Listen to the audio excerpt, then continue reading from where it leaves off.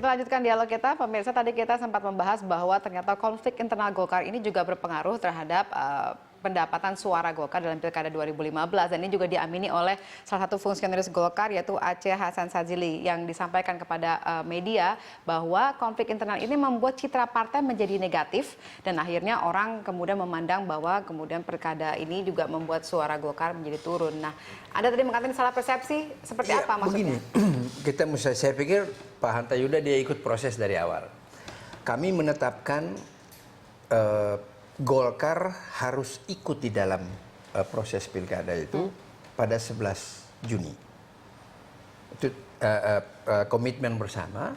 Karena waktu itu kita berpikir begini, kalau Golkar sampai tidak ikut proses pilkada pada tanggal 9 Desember yang lalu, maka hanya ada dua alternatif yang Golkar akan hadapi. Pertama, dia akan jadi ormas, menurut Pak JK nih, nggak bisa ikut proses pilkada, atau dia mengarah kepada fosil. Dibentuklah tim 10. 10 hari saja kerja, sampai pada hari lebaran pertama itu kami masih kerja.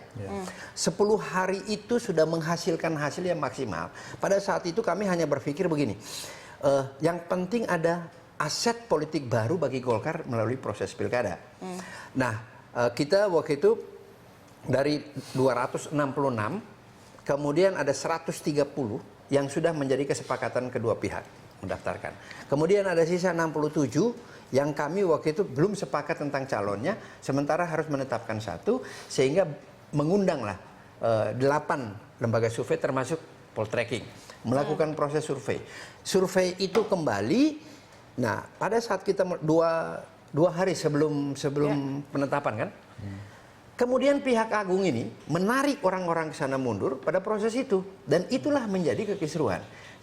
Dan kemudian tiba-tiba hasil ini bilang menurun. Yang omong ini adalah dari kubu agung si Aceh kan. Padahal ini kan hasil bersama Golkar.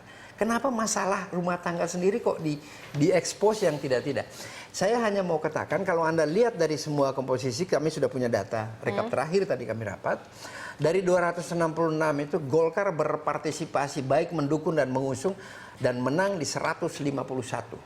Oke, jadi menurut Anda tidak ada dampak dari konflik internal ini? Dampak ada.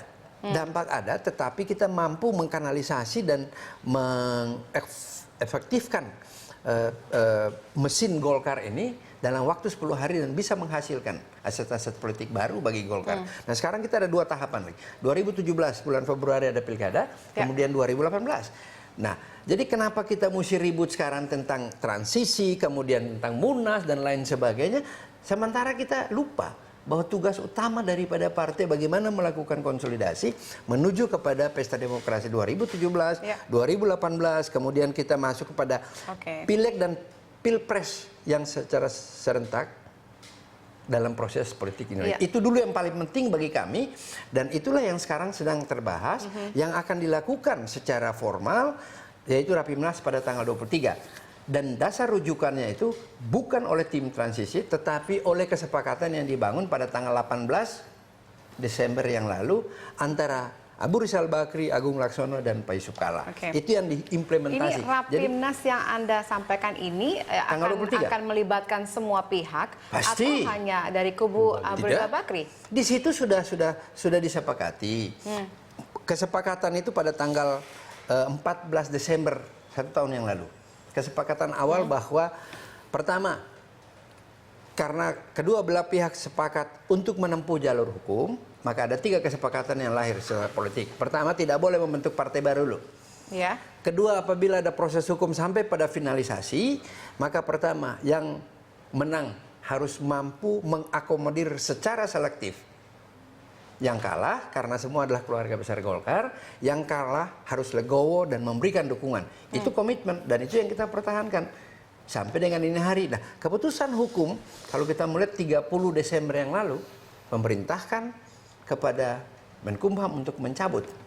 Sementara di proses Jakarta Utara, yang perdata itu, mengenai PMH, itu dari saya kebetulan menjadi saksi ahli, saksi mahkota pada saat itu di Pengadilan Negeri Jakarta Utara, kemudian kalah, naik ke Pengadilan Tinggi, banding, agung, kalah lagi, sekarang sedang kasasi. Tapi 2 putusan ini hampir pasti saya katakan, dan isi putusan amar putusan mencabut tidak sah Munas Ancol. Oke. Dan memerintahkan kepada Agung untuk tidak boleh melakukan kegiatan-kegiatan politik apapun mengatasnamakan Golkar gitu. Baik. Tapi kan Kan itu gimana gitu kita? iya, maaf saya harus potong dulu ini soalnya kalau kita melihat kalau Anda tadi mengatakan Rapimnas itu akan didukung oleh kedua pihak, tapi kenapa kemudian sekarang sudah ada juga tim transisi yang juga akan mengadakan tim Munas transisi juga. siapa yang bikin? Nah, dan paling enggak ini akan dilaksanakan pada bulan Maret. Nah, mungkin Mas Hanta bisa memberikan komentarnya apa sebenarnya yang terjadi di sini. Siapa yang bikin? Ya, Rapimnas. artinya kan nggak, saya katakan tadi melingkar, sama dengan babak baru, model yang baru, namanya ada tim transisi, akhirnya masih ada 2 Golkar. Sehingga menurut saya Golkar harus memikirkan 5 hal sekaligus. 1, harusnya mencari resolusi seperti apa menyelesaikan soal perebutan, soal legalitas formal. Yang kedua, soal legitimasi politik. Legitimasi politik itu pengakuan dari tanda petik ya pemerintah, dari mitra kerja dan sebagainya. Yang ketiga, Golkar harus memikirkan citra publik keluar. Tapi Karena katanya tidak terpengaruh merugikan. signifikan. Menurut saya akan merugikan. Merugikan Karena pasti. merugikan. Tapi tidak seperti apa datanya yang begini, saya Golkar ini kan faksionismenya paling tajam, tapi biasanya paling bisa mengelola konfliknya. Kalau selesai bikin partai baru atau ya seperti Pak Akbar Tanjung, kalau kalah dengan Pak JK di Bali ya sudah off dulu di pengurus struktural, tetapi kemudian aktif lagi, kira-kira begitu. Nah, kalau kita perhatikan di Golkar ini, mekanisme ketika ada beberapa kelompok katakanlah ya, kalau kita perhatikan MPG menggunakan logika MPG, kemudian menggunakan logika yang satunya menggunakan logika Bali yang lebih abstrak dan seterusnya. Nah, ini yang saya pikir bukan logika, itu putusan hukum kan? Nah, ada 2 hal logika. Nah, sehingga yang harus diperhatikan Golkar, saya mengistilahkan ini turbulensi faksi menyebabkan degradasi kursi. Ketika Pak Akbar Tanjung menjadi ketua umum, kursi Golkar di DPR itu, kalau ini tidak bisa ini, datanya udah jelas, 127. Setuju. Ada faksionisme yang tajam. Iya, 2004 kemudian kalah di konvensi, Pak Wiranto bikin partai, selesai. Pak Prabowo bikin partai, selesai. Kemudian konvensi Munas di Riau, kemudian Pak Surya Paloh kalah, kemudian bikin partai, selesai. Yang ini agak beda yang satu ini. Nah, ketika era Pak JK turun, kursi Golkar itu tinggal 107. Turun terus. Sekarang turun lagi, tinggal 91.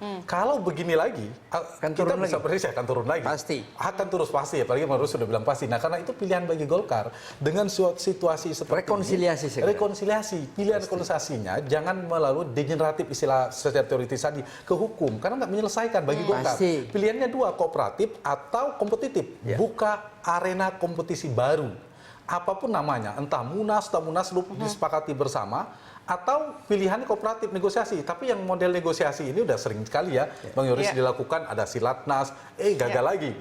Padahal saya sudah sempat bilang selamat waktu itu ke Bang Yoris, wah ini akan November, kan? Ternyata gagal lagi. Nah, ini bagi Golkar pilihannya rebut-rebutan, kemudian berkuasa, masing-masing mengatakan ketua umum, masing-masing mengatakan pengurus Golkar, tapi kekuasaan kecil. Padahal Golkar itu selalu pemegang pendulum, bandul politik di parlemen. Dulu. Sekarang kita lihat terombang-ambing, sehingga mengikuti alur, kemudian menunggu legalitas. Yang dirugikan akhirnya apa? Golkar sendiri. Oke, jadi kalau kita lihat sebenarnya sekarang yang terjadi justru kompetitif begitu ya, karena satu mau jalan Rapimnas, satu mau jalan Munas, tapi begitu masing-masing yang bagus itu resolusi konfliknya kompetitif, membuka arena kompetisi baru. Yang sama-sama kedua-duanya sepakat buka yang dibangun Saya pikir sebuka. gini, Tapi kedua-duanya tidak. Tapi kita jangan bahas dulu, kita harus jeda. Sabar dulu, tahan dulu Bang Yoris dan Mas Hanta. Kami akan kembali saja jeda berikut ini. Pemirsa tetap bersama kami dan kami juga mengundang Anda untuk berpartisipasi dalam dialog kami untuk menghubungi nomor telepon yang tertera di layar kaca Anda. Kami akan kembali untuk Anda sesaat lagi.